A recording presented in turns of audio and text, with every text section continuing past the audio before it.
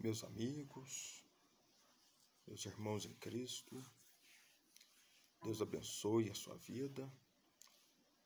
Estamos aqui encerrando alguns vídeos, estudos sobre o princípio da liderança. Foi um prazer ter você nos acompanhando já há algumas semanas.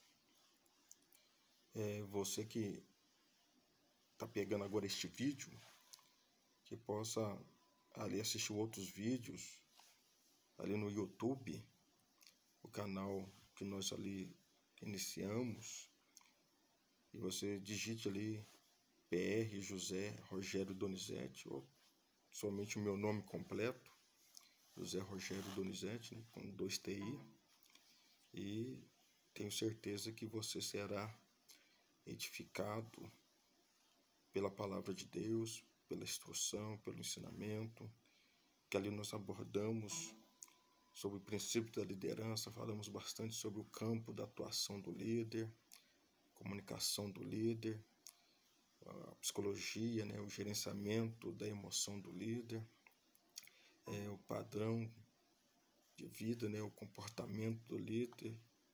Então nós temos alguns temas propostos ali, chefia, liderança, e queremos agora nesse instante aqui fazer o encerramento, e logicamente nós vamos estar abordando também mais outras vezes a isso, dando continuidade aqui sobre gestão, sobre liderança, e vai ser um prazer tê-lo conosco, e vamos ficar muito felizes sabendo que temos contribuído para o teu aprendizado, para o teu crescimento, desenvolvimento, não só espiritual, mas intelectual, psicológico, e acima de tudo ajudando você aí a ter um norte no teu papel como líder.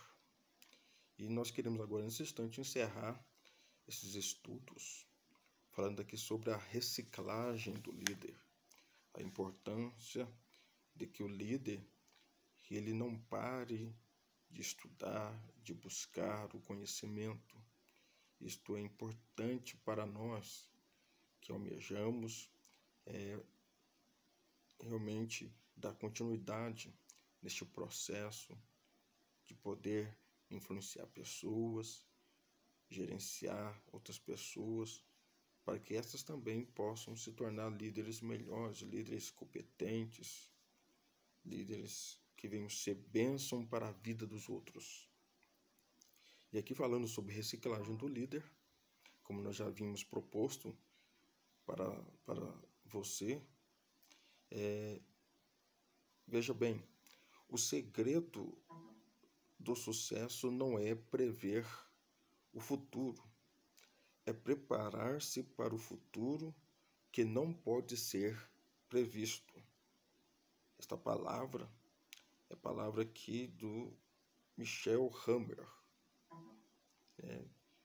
palavra de aconselhamento, de instrução para nós. Em 1 Coríntios, no capítulo 8, versículo 2, tem uma expressão ali do apóstolo Paulo, que diz assim: se alguém julga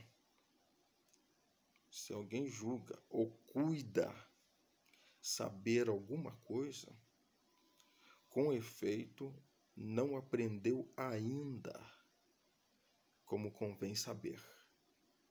Então nós não sabemos tudo. Então, se eu julgo saber alguma coisa ainda, pode ter certeza que ainda não aprendi tudo, alguma coisa. Ainda tenho que aprender. Duas palavras aqui queremos demonstrar para a educação. Uma é aprender e outra é apreender, certo? Então, uma é aprender, a outra é apreender. São duas palavras totalmente diferentes. Aprender é reter, guardar no entendimento, memorizar. É como a tabuada, é como a gramática. Então, você tem que reter informação, você tem que memorizar aquilo para que você saiba utilizá-lo no dia a dia. Tá? As informações são retidas, o conhecimento é retido, isso é aprender. A outra pessoa te passa e você copia, certo? Então, nós aprendemos com outros. E isso começa com a imitação desde a nossa infância. Somente as crianças, elas aprendem por imitação. Então, aí tem aí uma memorização dos atos, dos costumes, dos hábitos, certo? Então, nós estamos aprendendo com outros. Agora, aprender é compreender com entendimento. Então, veja bem, né?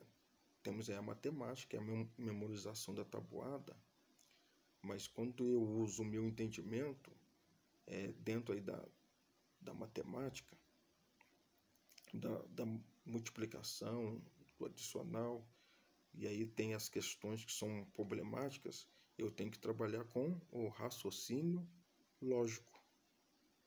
Então eu tenho que ter compreensão e entendimento daquilo que eu faço. E muitas vezes você chega no comércio, não basta você saber tabuada. Se você não sabe fazer a conta ali para que você possa pagar, comprar e revender, saber negociar, certo? Então, muito importante aqui, veja bem que apreender é compreender com entendimento. Então, nós queremos aqui nos ater a esta expressão, apreender, que é definido também por examinar, certo? Então, é a autognose, conhecer a si mesmo, conhecer os seus limites, as suas restrições e saber da sua capacidade. Conhecer a si mesmo. Então, examinar, reter, analisar, avaliar e, com tudo isto, usando o entendimento, usando a mente, o raciocínio. Então, aqui nós temos aqui, o que é isso aqui? É desenvolver o conceito de fazer a análise reflexiva. É desenvolver isto. Eu ter essa percepção. Aprender a fazer a análise reflexiva. Então, aqui em 1 aos Coríntios, o apóstolo Paulo, ele expressa também, lá no capítulo 11, versículo 28, dizendo assim, examinai a si mesmo. O homem tem que aprender a olhar para si mesmo, para o seu interior, para a sua própria pessoa, para a sua capacidade, para o seu talento e habilidade que ele tem. E muitas vezes ela está latente, ela está escondida e precisa ser explorada. E nós temos que saber trabalhar no campo de atuação que nós estamos. Logicamente, toda essa relação interpessoal é de pessoa para com pessoa, mas eu preciso trabalhar em mim mesmo. Isso é importante, né? Em 2 aos Coríntios, capítulo 13, versículo 5, olha aqui a expressão da Sagrada Escritura. Examinai se realmente estai na fé. Eu tenho que me examinar no conceito de fé, de crença, de confiança, de poder acreditar, de saber que realmente eu preciso ter essa confiança comigo mesmo, de que eu vou conseguir. Muitas das vezes, isso já aconteceu comigo, por mais que a gente tenha aí condições ou tenha qualidades que demonstre hoje que nós conseguimos ter um certo domínio em determinada área, mas todos nós já passamos por momentos em que nós achávamos que nós não conseguiríamos realizar tal tarefa. Eu me lembro perfeitamente que quando eu fui tirar a carteira de habilitação, eu pensava comigo mesmo, poxa vida, eu não vou conseguir dirigir. Mas por causa do quê? Por causa do nervosismo. Então eu precisava ser trabalhado. Precisava trabalhar com a minha emoção, que estava tirando todo o meu raciocínio. Então eu me lembro perfeitamente que um dos instrutores, que eu tive mais de um, né? Então um dos meus instrutores chegava e falou assim: meu amigo, você sabe dirigir, você precisa adquirir confiança consigo mesmo. E aí eu tive que realmente deixar que isso viesse a acontecer naturalmente comigo, certo? Mas vamos lá continuando. Eu estou dando um exemplo aqui para a sua pessoa, né? Graças a Deus hoje nós dirigimos, temos a carteira de habilitação.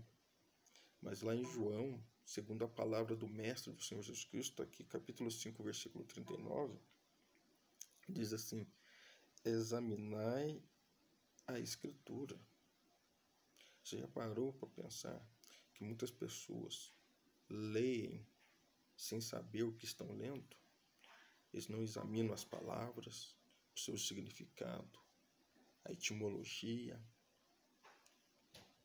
o que aquela palavra, ela, no momento que está lendo, não precisa ser na sua literalidade, porque a literalidade vem depois, a interpretação de texto vem depois, mas as palavras, no primeiro impacto que a gente lê, ela tem uma mensagem, ela te traz um entendimento, uma compreensão. Então, é importante examinar a Escritura, não é? Então, você ler e por trás dessa leitura você vai ter uma outra busca, principalmente assim em relação a Deus. Quando você vai fazer a leitura da palavra de Deus, por exemplo, então existe uma busca, né, que muitos aí dizem que é a Mishnah. Então tem uma busca. Como é que eu busco Deus? Então eu busco Deus através da minha oração, eu busco Deus através da minha fé e busco Deus através da leitura da palavra, onde Deus vem se revelar a mim através do Espírito Santo. Mas é preciso oração, é preciso fé e é preciso leitura. E aí por trás desta leitura, aí a gente começa a examinar, a gente começa a investigar, a gente começa a pesquisar. E aí vai sendo ampliado a revelação e o conhecimento que Deus vai nos garantindo. Então é possível. E com isso vai acontecer o quê? Um crescimento espiritual, intelectual. Então o meu culto, ele se torna melhor. Então o meu culto é um culto de raciocínio, é um culto de intelectualidade, mas tudo isso imbuído, fundamentado na fé.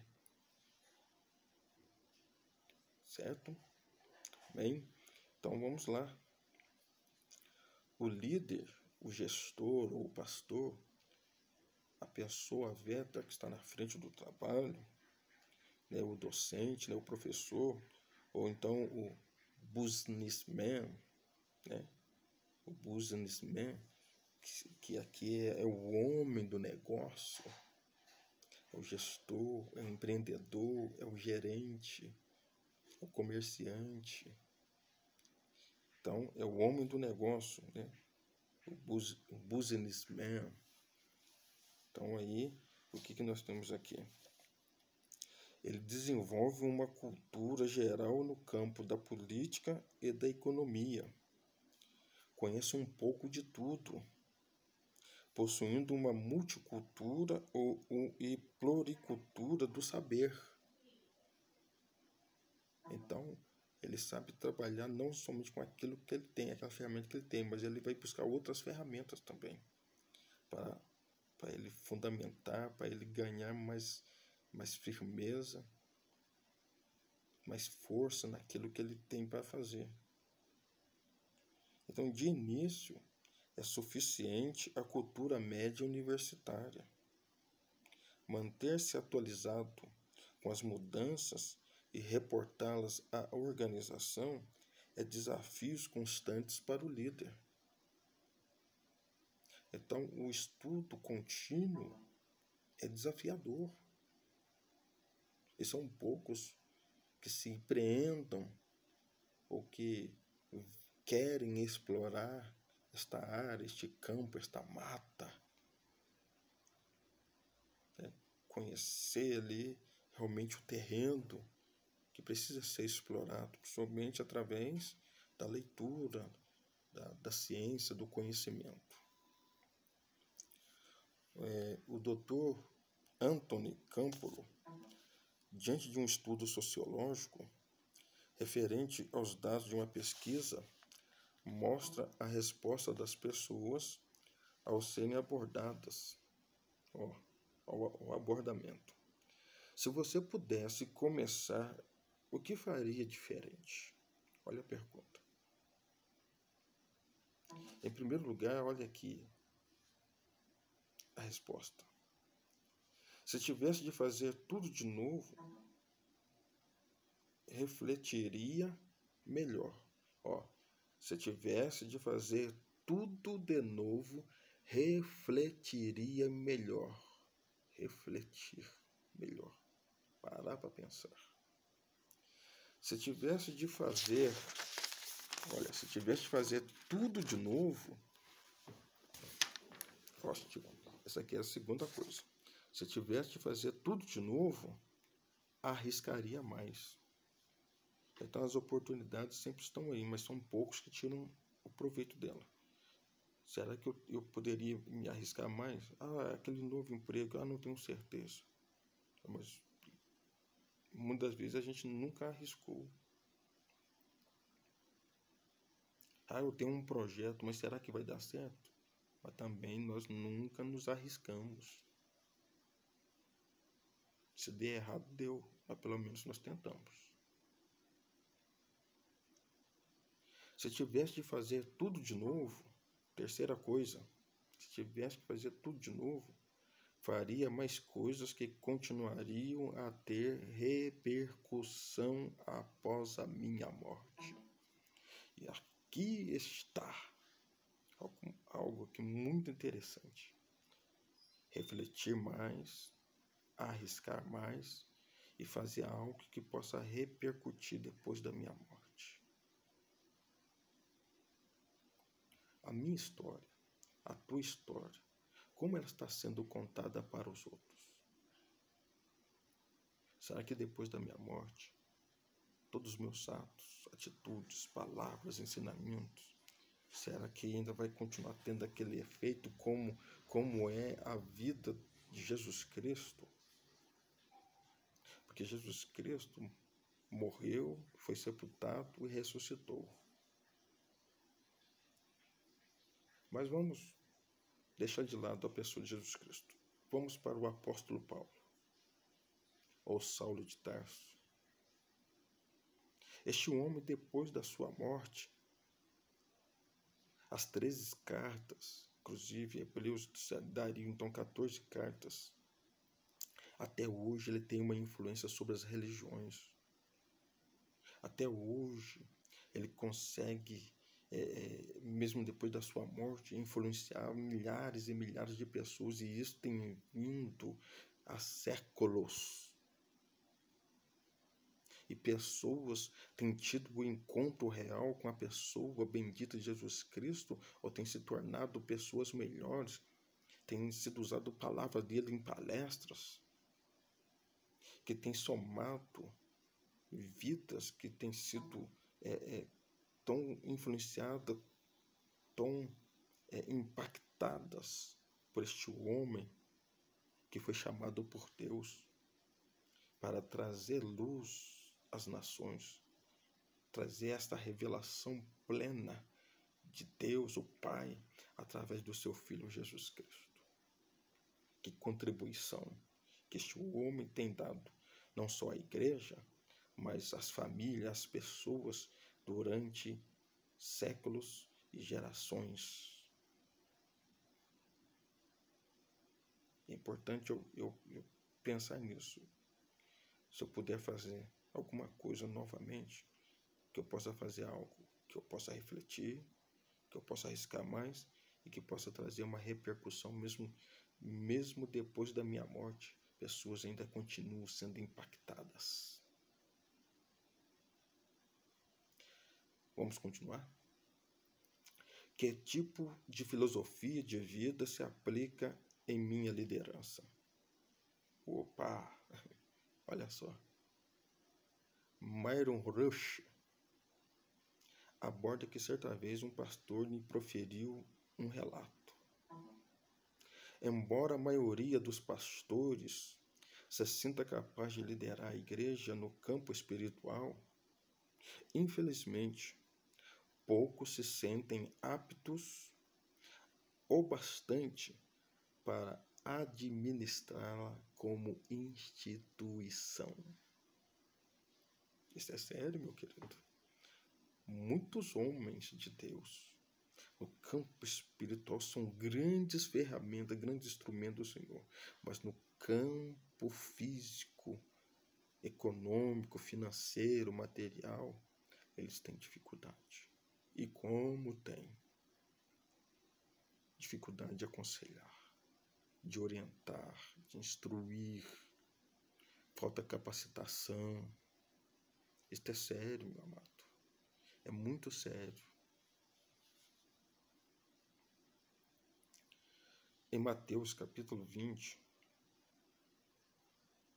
palavra do Senhor Jesus Cristo, ali do versículo 20 até o 28, nos mostra 3 pilares de liderança cristãs que são a paridade, o serviço e o sofrimento. 3 pilares para a liderança cristã. Quais são estas? Paridade, serviço e sofrimento. Através desses 3 princípios, o Dr. Smiling nos mostra a aplicação da filosofia bíblica na vida do líder cristão. Vamos lá então? Quero começar aqui pelo sofrimento. Veja bem. Mas Jesus respondeu: não sabeis o que pedis. Isso acontece muito. Podeis vós beber o cálice que estou para beber, que seria aqui o cálice do sofrimento, uma representação do seu sangue. O chamado para a liderança cristã é um chamado ao sofrimento. Então, qual é a sua ostentação? Porque tem gente que quer viver uma vanglória. Tapete vermelho, né? Tem gente que está se achando que é o rei. Simplesmente a ocupação de uma posição privilegiada em relação aos outros. Né? Então, muitas vezes acontece isso. Ou o título e o status que trazem em sua vanglória a superioridade sobre outros líderes ou liderados. Então, a pessoa ele traz consigo uma certa arrogância, uma certa altivez que ele tem nessa prepotência, achando que ele é melhor, que ele é maior, que ele é superior aos outros.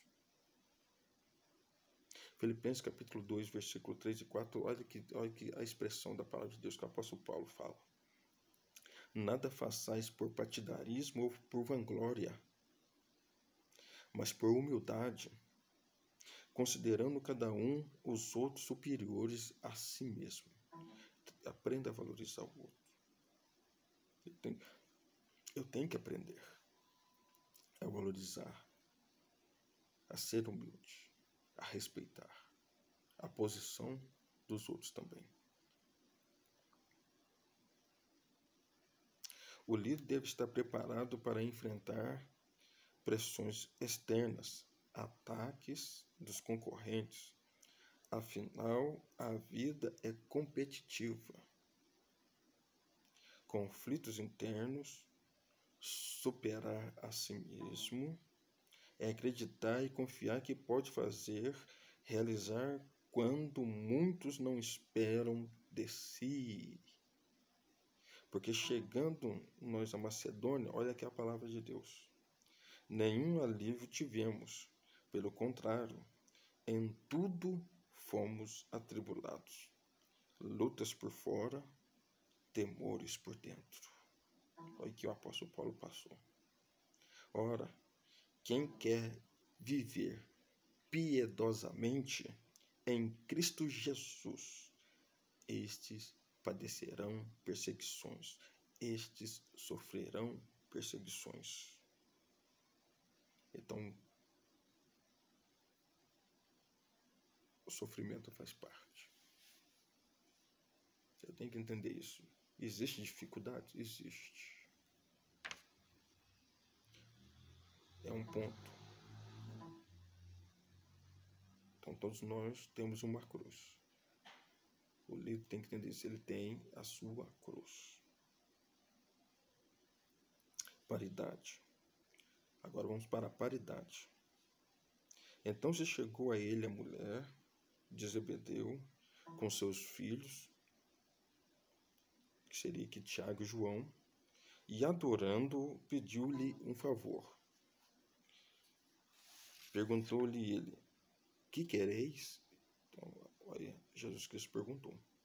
E ela respondeu, seria que Maria de Cleopas: manda que no teu reino estes meus 2 filhos se assentem, um à tua direita e o outro à tua esquerda. Será que todos nós somos iguais em autoridade? A hierarquia estabelece definitivamente o lugar de cada um? Vamos pensar, né? Diante das autoridades e diante da hierarquia. Só você analisar aí o posicionamento. Autoridade e hierarquia. Todo mundo está no mesmo nível? Todo mundo é igual? Será? A ordenação eclesiástica não define a autoridade suprema, e sim o conceito de irmandade. Somos todos irmãos. Então, esse é o conceito eclesiástico. Então, dentro da ordenação eclesiástica. Não tem ninguém superior. A hierarquia traz abuso de autoridade. Certo? A hierarquia ela traz abuso de autoridade, mas eu quero mostrar aqui o porquê ela traz isso. Ela estabelece o autoritarismo sobre os membros ou a equipe da organização. Então, existe abusos? Existe. Tem pessoas que se acham manda-chuva ou o delegado de plantão. Na igreja não pode ter isso. Somos irmãos em Cristo, membros de um mesmo corpo. As funções são diferentes. Mas se tratando de autoridade, de hierarquia, existe autoritarismo. Camarada que acha que pode mandar no teu ministério, que pode mandar na igreja.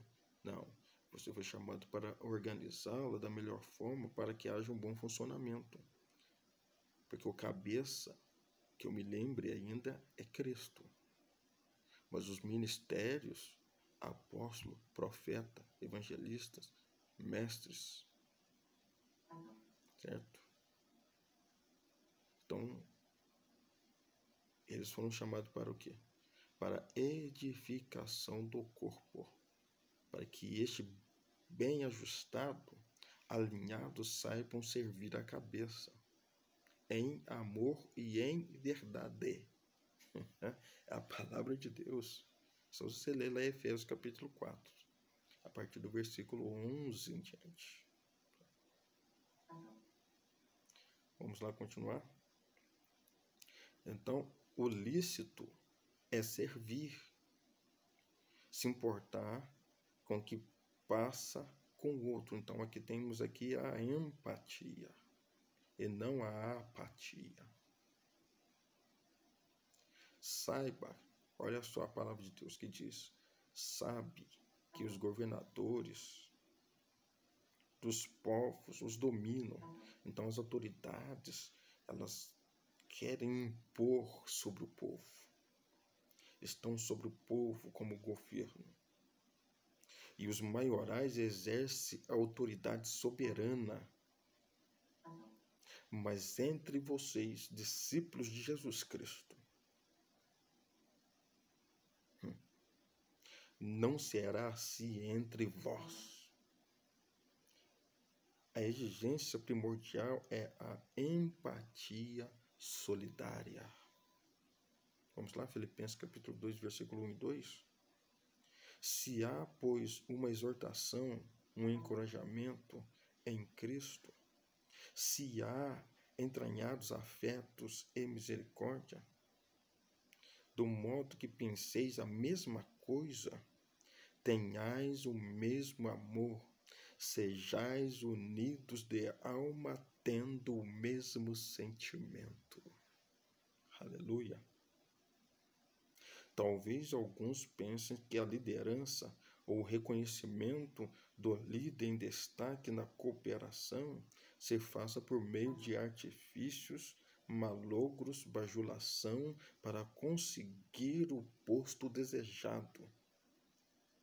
Quem sabe vem até buscar um apadrinhamento, uma influência pessoal para lograr vantagem por meio da camaradagem ou até mesmo da malandragem.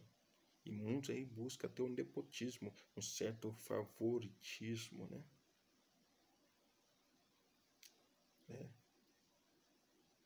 A vocação eclesiástica de um líder não está na politicagem, mas no chamado divino de poder servir e fazer parte da equipe da qual o próprio Pai, Deus, é quem designa e que tem reservado a nomeação para ocupar o lugar reservado por Ele.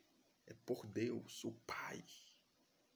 E somente por meio dele. Louvado seja Deus. Bendito seja o nome do Senhor. Amém? Vamos continuar. E por último, aqui nós temos aqui o serviço. Quem quiser tornar-se grande entre vós, será esse que vos sirva. E quem quiser ser o primeiro entre vós, será o vosso servo.